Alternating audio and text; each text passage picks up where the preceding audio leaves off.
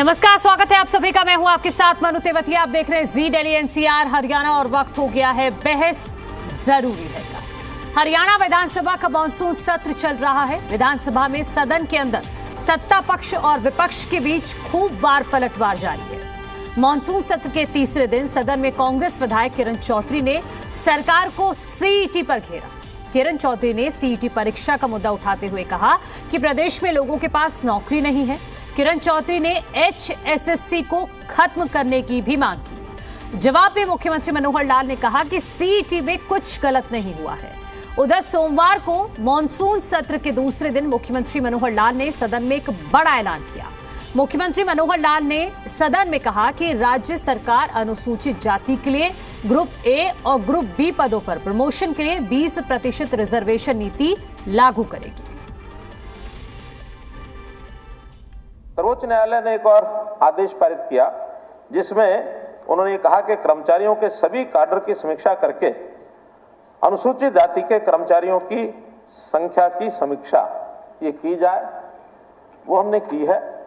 करने के बाद मैं उसी के अनुसार घोषणा करता हूं कि अनुसूचित जातियों के लिए पदोन्नति में अभी ग्रुप सी और डी में तो आरक्षण में यानी पदोन्नति में आरक्षण है, लेकिन ए और बी का हमारा प्रावधान अभी तक नहीं है। आज मैं घोषणा करता हूं कि हम उसके आधार पर ग्रुप ए और बी के लिए 20% आरक्षण ये लागू कर रहे हैं। मैं माननीय मुख्यमंत्री जी से पूछना चाहती हूं कि ये सीईटी को कोई ना तो स्टैट्यूट दिया गया है, ना इसका कोई असेंबली के अंदर कोई लेजिस्लेशन इस तरह से लेकर आए हैं। तो इसलिए ये जो सीईटी का जो ये मसला है, ये जो बनाया है कॉमन एलिजिबिलिटी टेस्ट, जिसको हम कॉमन एक्सप्लॉयटेशन का दर्जा जो है पूरा हरियाणा दे चुका है, ये आज के दिन पूरी तरह से this lacks transparency, opaque process है। और ये ऐसी प्रोसेस है किसी को पता ही नहीं चलता इसके अंदर हो क्या रहा है। जो खुद कंडक्ट कर रहे हैं मेरे ख्याल में उनको भी नहीं समझ में आ रही है कर क्या रहे हैं। सच्चाई ये है कि 11,22,000 बच्चों ने अपना जो है ये इसमें टेस्ट दिया और उसमें 3,59,000 कैंडिडेट्स जो हैं उसके अंदर चयनित करे गए। अब जो है मुझे समझ नहीं आती है अध्यक्ष जी कि 4 गुना किस तरह से जो है कैंडिडेट्स को बुलाया गया। वो बाकी जो लोग हैं जिन्होंने जो पास करके बैठे हैं वो बच्चे कहाँ जाएंगे। साथ के साथ अध्यक्ष जी ये 64 ग्रुप्स हैं टेक्निकल और नॉन टेक्निकल के, इनको सबको क्लब कर दिया गया है।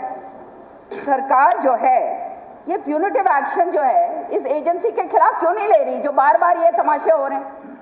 और साथ ही साथ जो है ये रिक्रूटिंग एजेंसी जो है उसको ब्लैकलिस्ट क्यों नहीं करा गया है। जब इस तरह के आंसर दिए जाते हैं, इस तरह से जो बार बार रेपुटेशन होते हैं, 6 तारीख को आंसर होता है, फिर मतलब एग्जाम होना होता है, फिर 7 तारीख को होता है, रातों रात सरकार जो है कोर्ट में भागती है। गवर्नमेंट की सर्विसेज यानी सिलेक्शंस, ये सिलेक्शन बहुत लंबा समय लेती रही हैं। आज से नहीं, पिछले कई वर्षों से पोस्टें सैंक्शन होती हैं भर्ती के लिए, फिर रिक्वेशन या तो लेट जाती है, रिक्वेशन जाती है तो वहाँ का प्रोसेस इतना लंबा है, फिर नंबर ऑफ पोस्ट इतनी ज़्यादा हैं। यानी अगर ग्रुप सी की मैं कहूँ तो हज़ारों पोस्ट, नंबर ऑफ पोस्ट तो अलग है, यानी कैटेगरी ऑफ पोस्ट इतनी लंबी है। तो प्रावधान अगर ये रखा जाए कि हर कैटेगरी के लिए अलग से एग्जाम होगा, चाहे 10 पोस्ट हैं तब भी लाखों लोगों ने अप्लाई करना है, और चाहे 500 हैं तब भी करेंगे, 5,000 हैं तब भी लाखों करेंगे। उसी में से एक रास्ता ये निकाला कि हम थोड़ा इसको स्पीड अप करें, तो नई पॉलिसी हमने बनाई है। उस नई पॉलिसी के 2 पहलू हैं।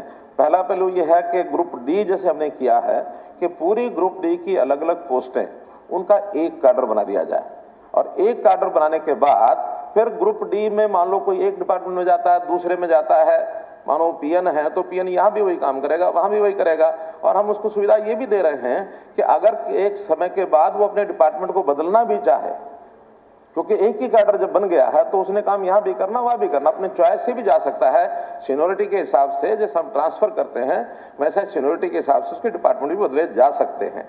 लेकिन अभी ग्रुप सी में ये हम काम कर नहीं पाए हैं, और मैं आप अपनी मंशा बताना चाहता हूं कि हम ग्रुप सी में भी इसको, क्योंकि बहुत विभाग हैं, सब विभागों के अपने रूल्स एंड बने हुए हैं, सर्विस रूल्स, तो सर्विस रूल्स में छोटे छोटे अंतर को डाल करके और एक भर्ती संभव होती नहीं थी, इसी में से ये चीजें आगे ग्रुप सी में एक जो हमने कार्यक्रम शुरू किया उसके अंदर कुछ सुविधा कर ली है, लेकिन कुछ और आगे चलकर करेंगे ताकि इस समस्या का हल निकाला जा सके। जैसे अभी ग्रुप सी में हमने सारे जितने भी प्रकार की रिक्वेशन थी लगभग 35,000 के आसपास, उन सब का एक ही जो एडवर्टाइजमेंट की उसके अंदर जो कुल एप्लीकेशन आई है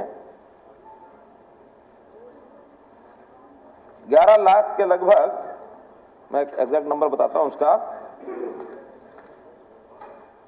11,22,000 लोगों ने अप्लाई किया है और उसके बाद 3,59,000 उसने CET फेज 1 क्वालिफाई किया है।